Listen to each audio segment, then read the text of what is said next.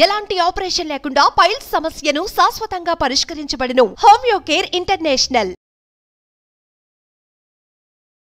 నమస్తే, welcome to Suman TV. నేను మీ సుమన్ టీవీ ఉషా. నూతన సంవత్సరానికి సంబంధించి 2025 కనుక చూసుకుంటే 12 రాశుల వరకు అసలు ఏ విధంగా ఉండబోతుంది, ప్రత్యేకించి మా రాశివారు ఏ విషయాల్లో జాగ్రత్తలు వహించాలి అండ్ దాంతోపాటు వ్యాపారాల్లో, పెట్టుబడులు, ఆరోగ్యరీత్యా, వివాహరీత్యా, సంతానరీత్యా ఎటువంటి జాగ్రత్తలు తీసుకోవాలని అడుగుతూ ఉంటుంటారు. మరి ఈ నూతన సంవత్సరంలో ఏ రాశి వారికి ఎలా ఉండబోతుంది, ఒక్కొక్క రాశి వారు ఏ విషయాల్లో జాగ్రత్తలు వహించాలో మనతో పాటు ఉమా దేవరకొండ గారు ఉన్నారు. ఆయన అడిగి తెలుసుకుందాం. నమస్తే అండి. నమస్తే అమ్మా. సో నూతన సంవత్సరానికి సంబంధించి మేషరాశి వరకు అసలు ఏ విధంగా ఉండబోతుంది అంటారు? ఫస్ట్ మనం అన్ని రాశుల్లో చూస్తే మొదటిగా వచ్చే మేషరాశిలో అశ్విని నక్షత్రం 1, 2, 3, 4 పాదములు, భరణి నక్షత్రం 1, 2, 3, 4 పాదములు, కృత్తికా నక్షత్రం 1వ పాదం దాకా ఒక మేషరాశిగా పరిగణించబడతారు. అయితే ఈ యొక్క నక్షత్రాల వాళ్ళకి 2025 నుంచి ఎలా ఉండబోతుందంటే, ఇప్పటి వరకు పర్వాలేదు, ఏ ఇబ్బంది లేకుండా ఆడుతూ పాడుతూ గడిపేసినటువంటి మేషరాశి వాళ్ళకి రాబోయేటువంటి 2025లో విశ్వావసునామ సంవత్సరం నుంచి ఏలినాటి శని ప్రారంభం అవ్వబోతోంది. ఓకే.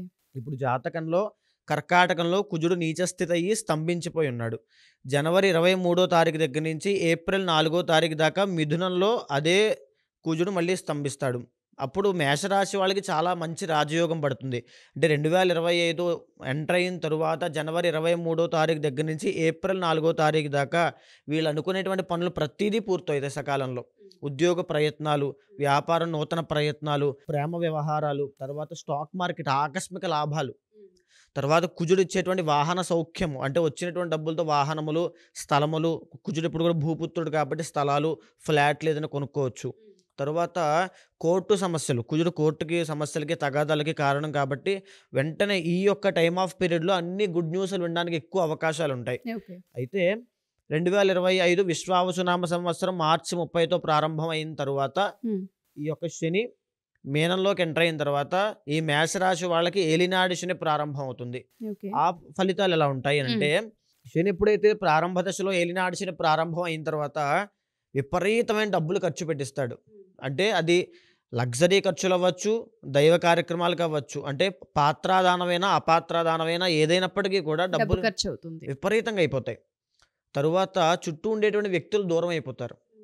12వ స్థానంలో శని అంటే తన చుట్టూ ఉండేటువంటి బంధాలు అందరూ కూడా దూరం అవడం మొదలు పెడతారు. స్లోగా తను అనుకున్న వాళ్ళంతా దూరం అయిపోతారు. తరువాత వచ్చేసి ఇంకా ముఖ్యమైనది ఏదైతే అప్పటిదాకా ఇందాక మనం చెప్పుకున్నామండి, జనవరి 23 దగ్గర నుంచి ఏప్రిల్ 3 దాకా చాలా బాగుంటుంది, ఏ పనులైనా పూర్తవుతాయి అని. అప్పుడు ఏదైతే పనులు పూర్తయి ఒక నమ్మకం, ఒక కాన్ఫిడెన్స్ వచ్చిందో, ఈ ఏలినాటి శని ప్రారంభం అయిన తర్వాత స్లోగా కాన్ఫిడెన్స్ అనేది వదిలేస్తుంది, ఉండదు. మళ్ళీ ఆ నమ్మకం అంతా చేజారిపోతుంది. ఎందుకంటే శని ఆ రకమైనటువంటి వైబ్రేషన్ని, ఆ రకమైన ఎనర్జీస్ని ఇస్తాడు కాబట్టి. అదేవిధంగా ఎప్పుడైతే ఈ శని ఎంటర్ అయిన తర్వాత తల దగ్గర నుంచి, తల వెంట్రుకల దగ్గర నుంచి ఊపిరితిత్తుల దాకా వచ్చేటువంటి ఆరోగ్య సమస్యలు ప్రతిదీ, అవి ఆరోగ్య సమస్యలే అవ్వచ్చు, ఏదైనప్పటికీ హెయిర్ ఫాల్ అవ్వచ్చు, కంటి సమస్యలు, ఈఎన్టీ ప్రాబ్లమ్స్ అవ్వచ్చు, లంగ్స్కి సంబంధించి అవ్వచ్చు, థ్రోట్ ప్రాబ్లమ్స్ అవ్వచ్చు, ప్రతిదీ కూడా సమస్యలు ప్రారంభ దశ అని, ఆరోగ్య సమస్యల పునాది అనేది అక్కడ పడుతుంది ఏలినాటి శని స్టార్టింగ్లో. అది ఏ సమస్యో తెలియక హాస్పిటల్ చుట్టూ తిరిగి డబ్బులు ఖర్చు అవ్వడము, తరువాత అపాత్రదానం చేసి మోసపోవడాలు. 12వ స్థానంలో శని చిన్న మాట విషయంలో తగులు, అంటే ఒక మాట మాట్లాడతారు, ఒక మాట ఇవ్వడము, ఎవరికైనా సంతకాలు పెట్టడము, ఇలాంటి విషయాల్లో తగువులు ఇవన్నీ తీసుకొస్తాడు శని స్టార్ట్ అయిన తర్వాత. అండ్ ఇంకొకటి, మే 15వ తారీఖు దగ్గర నుంచి మిథున రాశిలోకి గురుడు సంచరిస్తున్నాడు.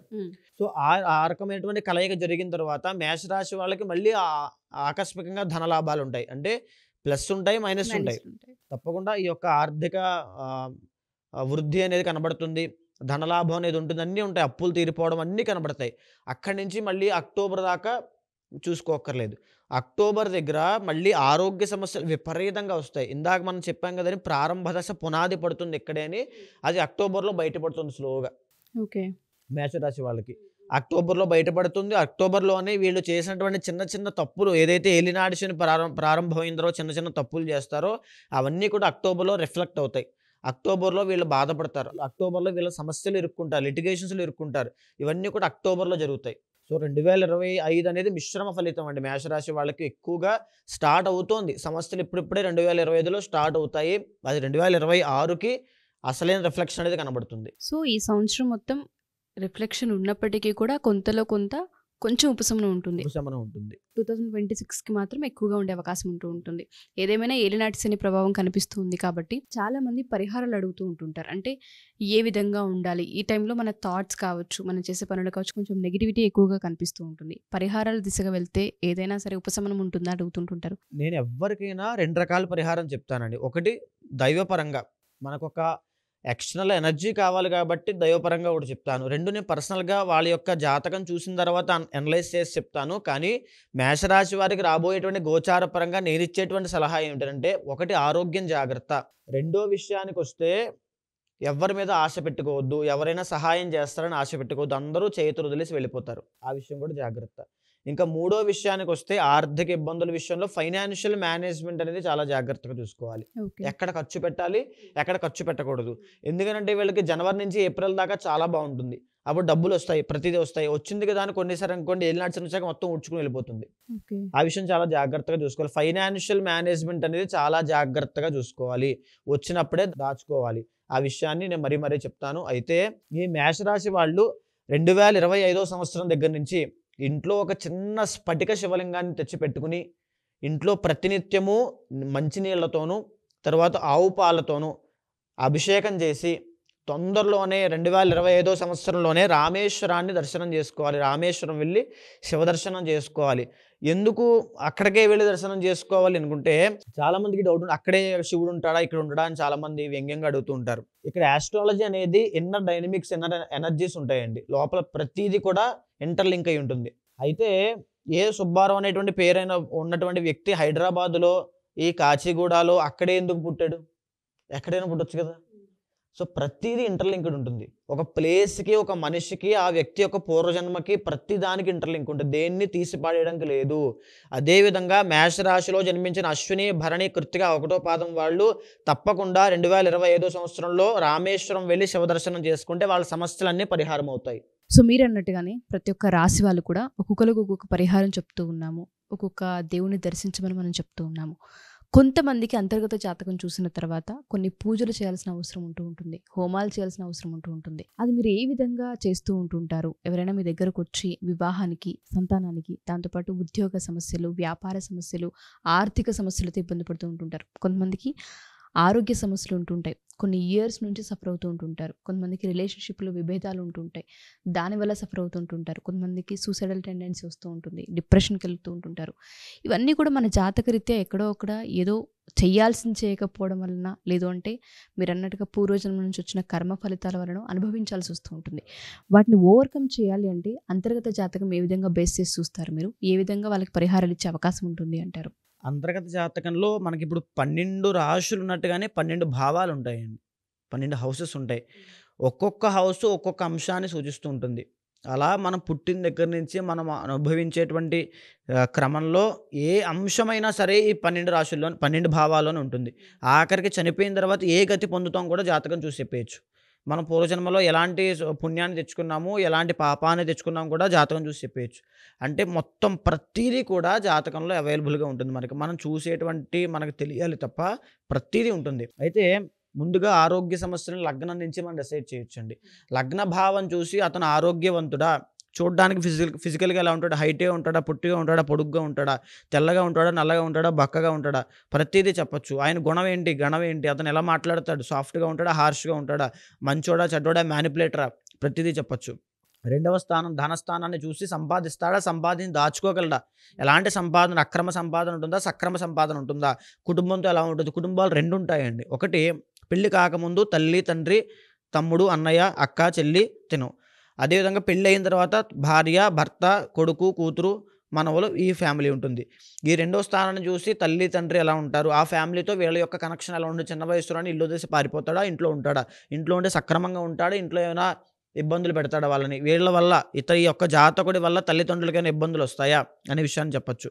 ఇంకా 3వ స్థానం చూసి ఇతని పట్టుదల ఎలా ఉంటుంది, ఇతని యొక్క స్థాయి, సంకల్ప శక్తి ఏ విధంగా ఉంటుంది, ఇతని పరాక్రమం ఏంటి, ఈయన బలంగా ఉంటాడా, వీక్గా ఉంటాడా, తరువాత ఇతను పనిచేసే చోట కొలీగ్స్తో ఇతని రిలేషన్ ఎలా ఉంటుంది, తరువాత ఇతనికి సోదరులు ఉంటారా, సిబ్లింగ్స్ ఏమైనా ఉంటారా, అక్క, చెల్లి, తమ్ముడు ఏమైనా ఉంటారా, ఉంటే వాళ్ళతో రిలేషన్ ఎలా ఉంటుంది, లాభసాటిగా ఉంటుందా, నష్టం కలిగిస్తుందా చెప్పొచ్చు. 4వ స్థానాన్ని చూసి కుటుంబము, తల్లికి ఇతనికి రిలేషన్ ఎలా ఉంటుంది. ఒకవేళ తల్లి యొక్క జాతకం లేదు అనుకోండి, ఈయన యొక్క జాతకం తీసుకుని 4వ స్థానం ద్వారా చంద్రుడి యొక్క గతి ద్వారా ఆ యొక్క తల్లి ఏం చేస్తుంది, ఆరోగ్య సమస్యలు ఏమైనా ఉంటాయా, వస్తాయా, ఇతని వల్ల ఆమె ఏమైనా ఇబ్బంది పడుతుందా చెప్పచ్చు.